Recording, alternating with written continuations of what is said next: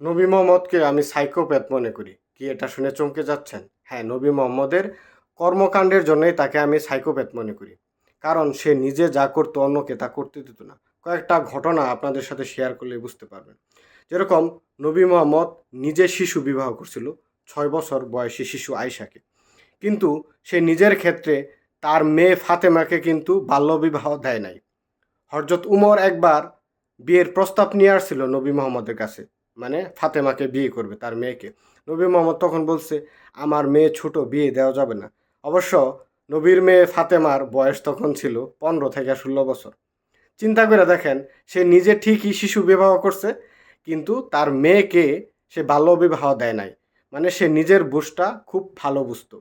নবী মোহাম্মদ নিজেও এটা ফিল করতো যে বাল্যবিবাহ ভালো কাজ না। যদি সে এটা ফিল না করতো, তাহলে অবশ্যই তার মেয়েকে কিন্তু বিয়ে দিতে রাজি হইতো, বাল্যবিবাহ দিতে।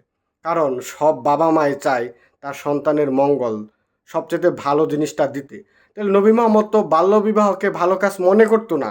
যদি মনে করতো, তাহলে তার মেয়ে ফাতেমাকে বাল্যবিবাহ দিত, দেয় নাই। শুধু তাই না, নবী মোহাম্মদ এতটাই হিপোক্রেট ছিল, সে নিজে বহু বিবাহ করত, অন্যের বেলায় সে বহু বিবাহ করতে দিত না। মানে তার মেয়ের জামাই ছিল হযরত আলী। হযরত আলী যখন বিয়ে করতে চাইতো, বহু বিবাহ একাধিক বিয়ে করতে চাইতো, সব সময় বাধা হয়ে দাঁড়াইতো নবী মোহাম্মদ। তার মানে নবী মোহাম্মদ এটা ফিল করতো যে হযরত আলী যদি একাধিক বিয়ে করে, আমার মেয়ের ঘরে সতীন আসবে, আমার মেয়ের জন্য কষ্ট হবে। সে এটা শুধুমাত্র নিজের ক্ষেত্রে বুঝতো, কিন্তু অন্য নারীর ক্ষেত্রে সে বুঝতো না।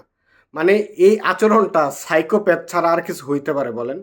মানে নিজের ব্যাপারে 16 আনা, আপনি অন্যের ক্ষতি করতেছেন, অন্যকে অত্যাচার করতেছেন, শোষণ করতেছেন, নিপীড়ন করতেছেন, ওটা আপনার জন্য ভালো, ওটা খারাপ কিছু না। যখনই আপনাকে কেউ একই আচরণ আপনার সাথে করতে আসবে, তখন এটা হয়ে যায় হারাম, এটা হয়ে যায় খারাপ। নবী মোহাম্মদ আসিল এই টাইপের লোক। শুধু তাই না, অদ্ভুত এবং অদ্ভুত ব্যাপার হচ্ছে নবী মোহাম্মদ কতটা বর্বর ছিল। নবী মোহাম্মদ যখন আয়সাকে বিয়ে করছিল, আয়সাকে যখন ঘরে আনছিল, আয়সা তো মানে 8-9 বছরের একটা বাচ্চা শিশু ছিল। কিন্তু তার মেয়ের বয়স ছিল 15 থেকে 16 বছর। মানে 15-16 বছরের ঘরে মেয়ের একটা নিজে ওই 6 বছর বয়সে শিশু বিয়ে করছিল। তারপরে অনেকেই বলে যে 9 বছর বয়সে নাকি বাসর করছে। আচ্ছা, ধরে নিলাম 9-10 বছরেই ঘরে আনছে, ঠিক আছে। সো 10 বছরের একটা শিশুকে বিয়ে করছে নিজের ঘরে, 15-16 বছরের মেয়েরাই খা। চিন্তা করেন তার মানসিকতা কতটা বর্বর, কতটা নিচু হইলে মানুষ এই ধরনের কাজ করতে পারে। সে নিজে বহু বিবাহ করে বেড়াইতো, কিন্তু তার মেয়ের জামাইয়ের বেলায় সেটা স্বীকৃতি দিত না, তার মন খারাপ হয়ে যেত। এবং হযরত আলী যতদিন না নবী মোহাম্মদ মারা গেছে, ততদিন বহু বিবাহ করতে পারে নাই। নবী মোহাম্মদ মারা যাওয়ার পর হযরত আলী বিয়ে করছিল।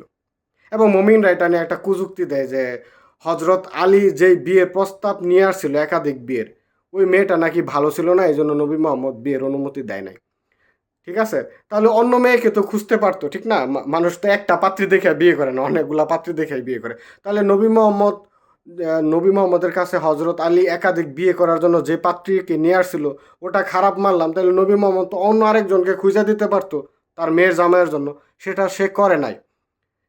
এবং নবী মোহাম্মদ যখন মারা যায়, আলী একাধিক বিয়ে করছে। ওই বিয়ে নিয়ে অনেক ঘটনা আছে। আলী নিজের পুত্রকে বিয়ে করাইতে গেছিল এক বাড়িতে, মেয়ে দেখতে গেছিল।